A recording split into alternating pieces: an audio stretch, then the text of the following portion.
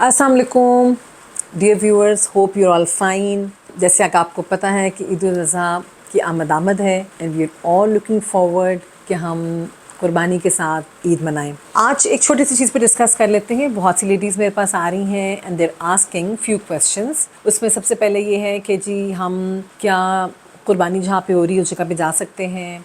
फिर क्या हम गोश्त को हमने हैंडलिंग करनी है, ऑफ कोर्स आप प्रेग्नेंट हैं, हम हैंडल कर सकते हैं गोश्त को कि ना करें, क्या एहतियाती तदाबीर की जाएं, और इसके अलावा हम खा सकते हैं कि नहीं खा सकते गोश्त। और यकीन करें कि आज भी सुबह से 3-4 ख़वातीन ने मुझे इस चीज़ का पूछा, तो मैंने कहा इसके ऊपर आपको एक छोटा सा व्लॉग बना के मैं डिसिपेट करूं ताकि आप लोगों को पता होना चाहिए।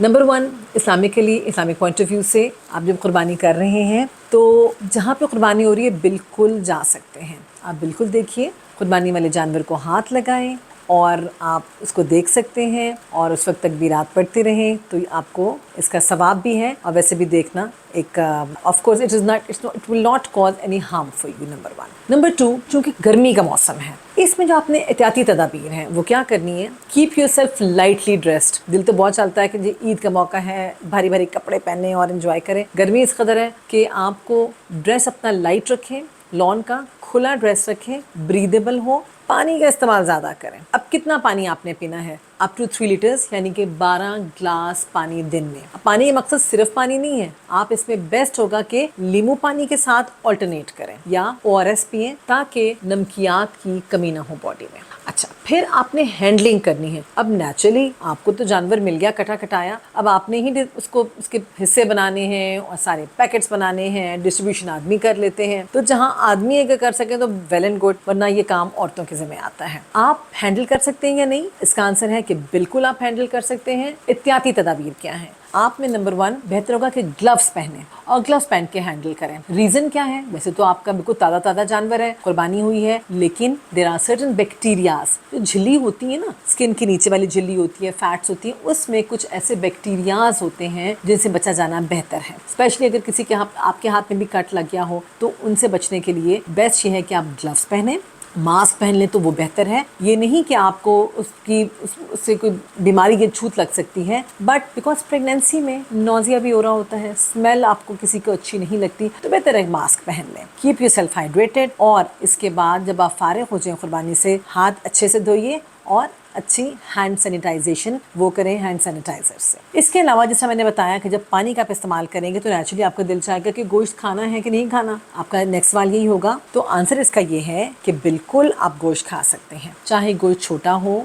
चाहे बड़ा गोश्त हो। कुर्बानी का गोश्त है, खाना वैसे भी सुन्नत है, आप बिल्कुल खा सकते हैं। हम लोग कुछ गाइडलाइंस को फॉलो करते हैं जिसमें रॉयल कॉलेज ऑफ इंग्लैंड की गाइडलाइंस हैं और अमेरिकन गाइडलाइंस हैं। जो गाइडलाइंस हमें दी गई हैं प्रेगनेंसी में, ऐसा नहीं है कि जी पहले 3 महीने में इतना खाना है, दूसरे में या तीसरे में, ऐसा कुछ नहीं है। लेकिन आपकी रिक्वायरमेंट्स जो बढ़ जाती हैं वो 2nd and 3rd ट्राइमेस्टर, यानी कि आखिरी 3 महीने में ज़्यादा बच्चे को ज़रूरत होती है। हर किस्म की न्यूट्रिशंस की, हर किस्म की ग़िज़ाइयत की ज़रूरत होती है। अब आपने गोश्त डेफिनेटली आप खा सकते हैं। हमारा जो कंसर्न है और जिन गाइडलाइंस को हम फॉलो करते हैं वो ये है कि कुक्ड अच्छा होना चाहिए, अच्छी तरह से पका हुआ होना चाहिए। हल्की आंच पे पकाएं, देर तक पकाइए, और अच्छा जब कुक हो जाए आपने तब खाना है उसको अच्छी आंच के ऊपर। स्लो आंच में जब ज़्यादा देर तक पकेगा तो फ़ायदा ये है कि किसी किस्म के जरासीम जो होते हैं, बैक्टीरिया वगैरह या any sort of viral infection, तो वो भी ख़त्म हो जाती हैं। गोश्त कितना खाना चाहिए और क्यों खाना चाहिए? अब कितना जो खाना चाहिए उसकी जो गाइडलाइंस हैं वो तकरीबन 22 से 26 आउंस के बराबर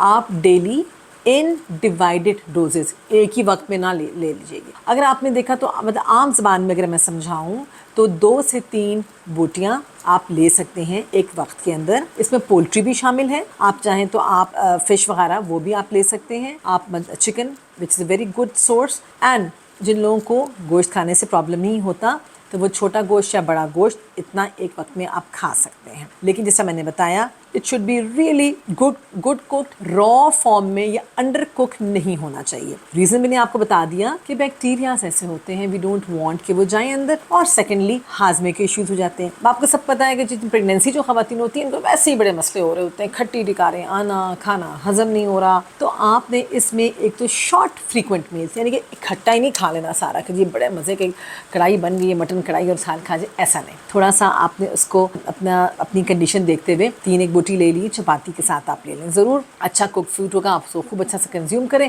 और फिर उसके बाद थोड़ा बहुत वॉक करके आप 2 से 3 घंटे बाद अगर चाहें तो दोबारा भी खा सकते। अब रीज़न है कि क्यों खाना चाहिए। क्यों में ये है कि गोश्त के अंदर वो तमाम ग़िज़ाइयत मौजूद है जो कि आपको और आपके बेबी को ज़रूरत है। Number 1 iron. आयरन क्या चीज़ है? फौलाद, जो कि आपकी बॉडी में जब जाएगा तो आपका हीमोग्लोबिन बेहतर रहेगा, आपको सांस लेने में दुश्वारी नहीं होगी और सेम बच्चे का भी इसी तरह बच्चे को भी अच्छा सा खून मिलता रहेगा। Number 2 iodine. आयोडीन क्यों ज़रूरी है? थायराइड के लिए, इसलिए आपने लेना है। नंबर 3 इसमें जिंक ऐसा मिनरल है जो कि होता है जो बेबी को प्रॉपर नशोनुमा अगर मिले तो बच्चा अच्छा फूलता फलता है। जहाँ पे जिंक की कमी होती है, जिंक भी एक खास किस्म का मिनरल है, अगर कमी होती है तो बच्चे के अंदर ग्रोथ रिस्ट्रिक्शन यानी कि बच्चा अपनी पूरी मुद्दत से थोड़ा छोटा रह जाता है। इसके अलावा विटामिन B12 आपको मिलेगा जो कि नर्वस सिस्टम के लिए बहुत अच्छा है। एंड में ओमेगा 3 फैटी एसिड्स। ओमेगा 3 आप लोग सब सुन रहे होंगे, इस कदर अच्छे हैं आपकी हार्ट की हेल्थ के लिए, मसल्स के लिए, आपकी स्किन के लिए। आप चाहेंगे कि आप खुद भी खूबसूरत लगें और आपका बच्चा भी हेल्दी पैदा हो। इन तमाम न्यूट्रिशंस जो इसके अंदर हैं उसके लिए इंतहाई ज़रूरी है कि आप गोश्त ज़रूर लें, लेकिन अगेन अच्छा सा कुक्ड हो।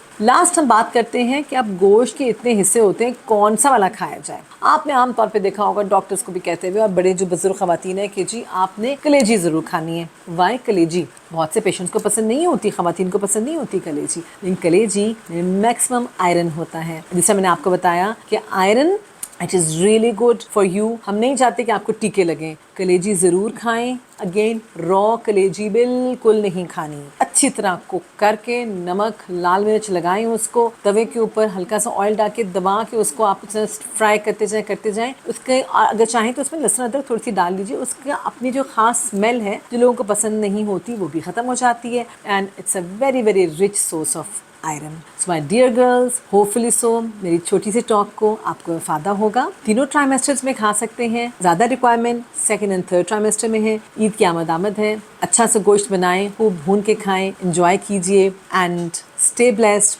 Happy Eid to all of you.